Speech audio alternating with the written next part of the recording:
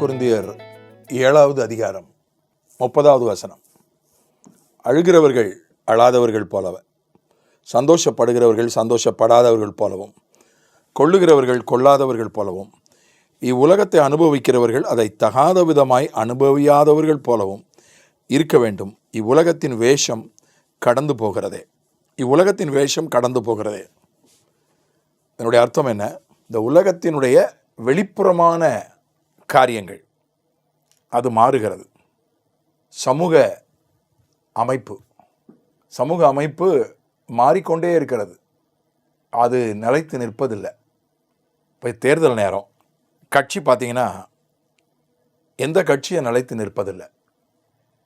சின்ன கட்சி பெரிய கட்சி ஆயிடுது, பெரிய கட்சி சின்ன கட்சி ஆயிடுது, சில கட்சி இல்லாமல் போயிடுது.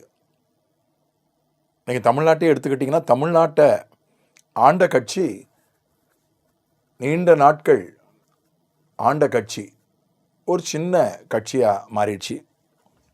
எத்தனையோ புதிய கட்சிகள், இப்போ இந்த தேர்தலில் புது கட்சி ஒன்று வந்திருக்கு.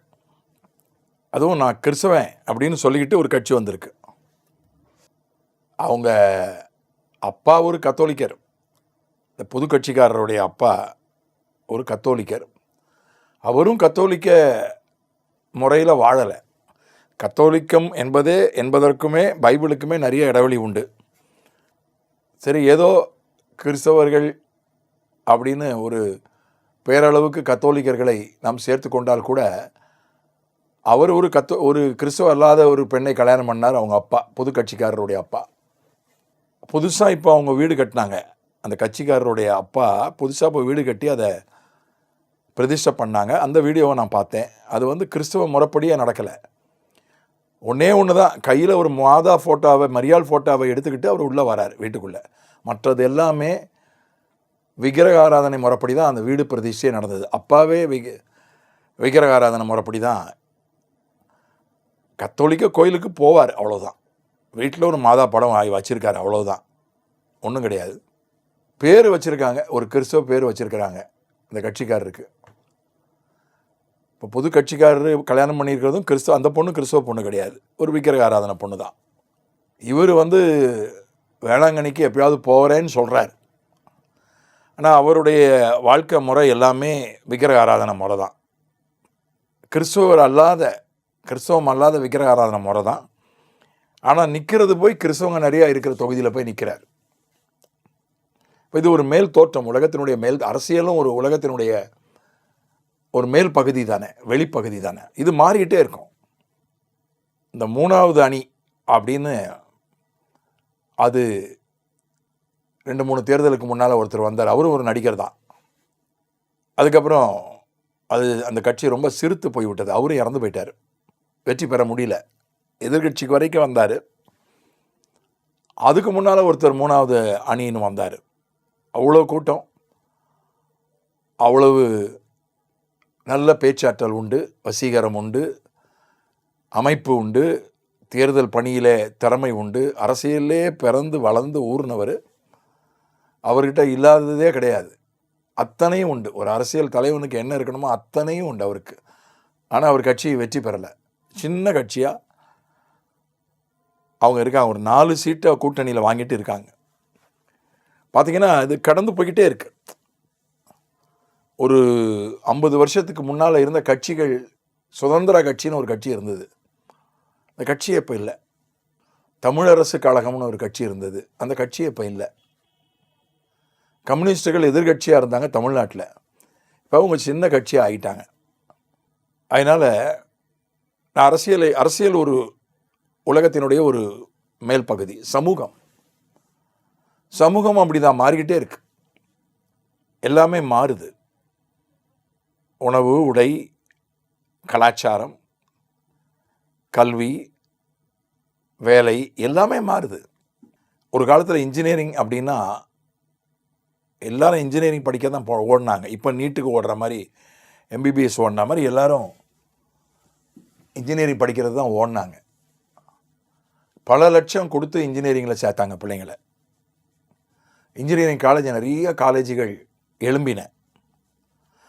எழும்பினாலும் அத்தனை காலேஜ் 1 லட்சம் சீட்டுக்கு மேலே தமிழ்நாட்டில் இருந்துச்சுன்னு நினைக்கிறேன், என்னுடைய ஞாபகம் சரியாக இருக்குமானால். 1,00,000 சீட்டு இருந்தால் கூட இடம் கிடைக்காது, அவ்வளவு போட்டி. கர்நாடகாவில் கொண்டு சேர்ப்பாங்க, அந்த மாதிரிலாம் இருந்துச்சு. ஆனால் இப்போ பாருங்கள், இன்ஜினியரிங் காலேஜ், நிறைய இன்ஜினியரிங் காலேஜை மூடிட்டாங்க. சில இன்ஜினியரிங் காலேஜை மூடிட்டாங்க, சில இன்ஜினியரிங் காலேஜ் ஆர்ட்ஸ் காலேஜாக மாற்றிட்டாங்க. இப்போ இன்ஜினியரிங் யார் வேணால் போய் சேரலாம். அந்த குறைந்தபட்ச மார்க் இருந்தால் போதும், யார் வேணால் போய் சேரலாம். அந்த மாதிரி ஆகிப்போச்சு. வெறும் ஃபீஸ் கட்டினா போதும், வேறு எதுவும் கூடுதலாக கொடுக்க வேண்டியதில்லை. அரசாங்கம் நிர்ணயித்த ஃபீஸை கட்டினாலே போதும். அந்த இன்ஜினியரிங் இருந்த அந்த டிமாண்டு இல்லாமல் போயிடுச்சு. அதனால் எல்லாமே இந்த உலகத்தினுடைய வேஷம்னு தமிழில் போட்டிருப்பது the outward part of the world அப்படின்னு ஆங்கிலத்தில் போட்டிருக்கு. அந்த மேல் தோற்றம், இந்த அரசியல், கலாச்சாரம், படிப்பு, வேலை, இது எல்லாமே அப்படி கடந்து போகுது, மாறிக்கிட்டே இருக்கு, நிலைச்சு நிற்கலை. அதே அடிப்படையாக இந்த உலகத்தில் எதுவும் நிலையானது அல்ல. வேலையோ படிப்போ உணவோ உடையோ வாகனமோ எதுவுமே நிலையானது அல்ல என்பதை புரிந்து கொண்டு அதை மையமாக வைத்து தான் அந்த உலகத்தை நம்ம அணுகணும். அதான் சொல்லப்பட்டிருக்கிறது, நீ அழுதினா அதை அதை உலக காரியங்களுக்காக அழுவது இது ஆவிக்குரிய துக்கம் அல்ல, லௌகீக துக்கம்னு போட்டிருக்கு கொரிந்தியர்லையே. உலக காரியங்களுக்காக அழுவுறது, அப்படி அழுவுறத கூட பெருசாக அழாத, உலக காரியத்துக்காக ரொம்ப கவலைப்படாத. உலக காரியத்துக்காக ஒரு கவலை வருது, உலக காரியத்தை பற்றி, அதை ரொம்ப பெருசாக அதை எடுத்துக்காத, அதை ரொம்ப சாதாரணமாக எடுத்துகிட்டு போயிரு. சந்தோஷப்படுகிறவர்கள் சந்தோஷப்படாதவர்கள் போலவும். ஒரு உலக காரியத்திற்காக சந்தோஷப்படுறது தப்பு இல்லை, அளவோட படு. ஒரு படிப்பில் ஒரு பெரிய வெற்றி, ஒரு நல்ல வேலை கிடச்சிட்டு, ஒரு நல்ல வாகனம் வாங்கிட்டோம், ஒரு நல்ல வீடு வாங்கிட்டோம், அதெல்லாம் சந்தோஷம்தான், சந்தோஷப்படலாம். ஆனால் அது நிலையான சந்தோஷம் அல்ல, முழுமையான சந்தோஷம் அல்ல, மெய் சந்தோஷம் அல்ல. அளவோட அப்படி பட்டும் படாமலும் சந்தோஷப்பட்டுட்டு விட்டுறணும், அவ்வளோதான். அதுதான் ரொம்ப முக்கியமான காரியம். அதே மாதிரி கொள்ளுகிறவர்கள் கொள்ளாதவர்கள் போலவும். ஒரு பொருளை வாங்கிட்டேன் அப்படின்றதுக்காக அது டோன்ட் பி பொசசிவ் அப்படின்னு போட்டிருக்கு சரியான மொழியில். நீ ஒரு பொருளை வாங்கிட்டேன்னா அந்த பொருளே மேலே ரொம்ப நீ அந்த பொருளையே பற்றி கொண்டு இருக்காத. அதை வாங்கிட்டேன், அந்த பொருளுக்கு நான் உரிமையாளர், இந்த மாதிரி இப்படி ஒரு விலை உயர்ந்த பொருளை நான் வாங்கிட்டேன், அதுக்கு நான் உரிமையாளர் அப்படின்னு வாங்கு. உனக்கு தேவையான பொருளை வாங்கு, தப்பு இல்லை, எந்த பொருளை வேணால் நீ வாங்கு. ஆனால் அந்த பொருளை மேலே உனக்கு ஒரு பொசசிவ்னஸ் இருக்கக்கூடாது. அந்த பொருளை நீ பராமரிக்க வேண்டும், பாதுகாக்க வேண்டும், அதெல்லாம் சரிதான்.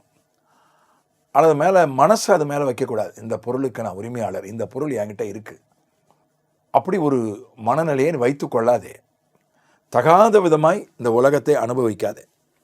உலகத்தை அனுபவிக்கிறவர்கள் அதை தகாத விதமாய் அனுபவியாதவர்கள் போலவும் இருக்க வேண்டும். அனுபவி, இந்த உலகத்தை நீ அனுபவி, அளவோடு அனுபவி, தப்பில்லை. இந்த உலகத்தில் எவ்வளோ, இந்த உலகமே பொல்லாதது, இந்த உலகமே பாவமானது என்று அல்ல. இந்த உலகம் பொல்லாங்கனுக்குள் கிடக்கிறது, இந்த உலகம் அநீதியான உலகம். ஆகினால நம்ம அந்த நீதியை விட அநீதி அதிகமாக இருக்கு. கர்த்தருக்குள்ளே இருக்கிறவங்களை விட கர்த்தருக்குள்ளே இல்லாதவங்க அதிகம், அது அர்த்தம் தான். அப்போது நீ அதை ரொம்ப, உலகம் என்பது ரட்சிக்கப்படாத மனிதர்களை குறிக்கிறது, புவியியல் ரீதியான உலகத்தை குறிக்கிறது, இந்த உலகத்தினுடைய முறைகளை குறிக்கிறது. 3 இருக்கு. இப்போ எதையுமே ரட்சிக்கப்படாத மக்களோட பட்டும் படாமலும் இரு. அவங்களோட நீ உறவாடலாம், தோழமையோடு பழகலாம், தப்பு இல்லை. அவங்கள நேசிக்கலாம், அவங்களுக்கு உதவலாம், போகலாம் வரலாம், எல்லாம் செய்யலாம். ஆனால் அது அளவோடு இருக்கணும், தகாத விதமாய் அனுபவிக்கக்கூடாது. இந்த புவியியல் ரீதியான உலகம், அதையும் தகாத விதமாய் அனுபவிக்கக்கூடாது. நான் சமீபத்தில் ஒரு பேட்டியில் கூட சொன்னேன், ஒரு தொலைக்காட்சியில் என்ன பேட்டி கண்டாங்க, அதில் சொன்னேன். ஒரு பிரபலம் ஒருத்தர் மீடியாவில் சொல்லியிருக்கிறார், அவருக்கு உடம்பு சரியில்லாமல் ஆயிட்டான். சிகிச்சை எடுத்து இல்லை பலன் இல்லையாம். அதனால் ஒருத்தட்ட போனாராம். அவர் சொன்னாராம், ஆலோசனை சொன்னாராம், இயற்கையோடு நீ ஒன்றி வாழணும். நீ செருப்பு போடாத, வெறும் தரையில் நட, வெறும் காலோடு நட, மழையில் நனை, வெயிலில் காய், இயற்கையோடு ஒன்றிரு, உடம்பு சரியாயிடும்னாராம். அதுக்கப்புறம் செருப்பு போடாமல் நடந்தாராம், வெயிலில் காஞ்சாராம், மழையில் நனைஞ்சாராம், உடம்பு நல்லா ஆயிடுச்சான் சொல்லியிருக்கிறார். இயற்கையோடு ஒன்றி வாழ்வது அப்படின்னு இப்போ அப்படி ஒரு கருத்து பிரபலமாகி வருகிறது. இது மருத்துவ ரீதியாக இந்த கருத்து சரி அல்ல. ஆலோசனை சொன்னவர் மருத்துவர் அல்ல. மருத்துவ ரீதியாக அந்த கருத்து சரியில்லை. நான் பெரிய மருத்துவ அறிவு உள்ளவன் இல்லை. எனக்கு தெரிஞ்ச குறைஞ்சபட்ச ஒரு சாதாரண மனிதன் என்கிற அடிப்படையில் உள்ள மருத்துவ அறிவின்படி இது சரியில்லை. நான் வெயில் எல்லாருக்கும் ஒத்துக்காது. பலருக்கு அது பலவீனத்தை கொண்டு வரும். மழை எல்லாருக்கும் ஒத்துக்காது. பலருக்கு அது பலவீனத்தை கொண்டு வரும். வெறுங்காலில் நடக்கிறது கிருமிகள் காலுக்குள்ளே போவதற்கு வழிவகுக்கும். அதனால் இதை தகாத விதமாக நான் அனுபவிக்கக்கூடாது. நல்ல இயற்கை காட்சிகளை போய் ரசிக்கலாம், தப்பு இல்லை. அது எல்லாமே ஒரு தகாத விதமாய் போய்விடக்கூடாது. அதுதான் இங்கே சொல்லப்பட்டிருக்கிறது. கலைஞர்களை நாம் ரசிக்கலாம், கலையை ரசிக்கலாம், அளவுக்கு அதிகமாக போயிடக்கூடாது. அதனால் இந்த உலகத்தின் வேஷம் கடந்து போகிறது என்பதை உணர்ந்தவர்களாய் நிலைத்திருக்கிற காரியங்கள் மேல் மனதை வைப்போம். ஆமென்.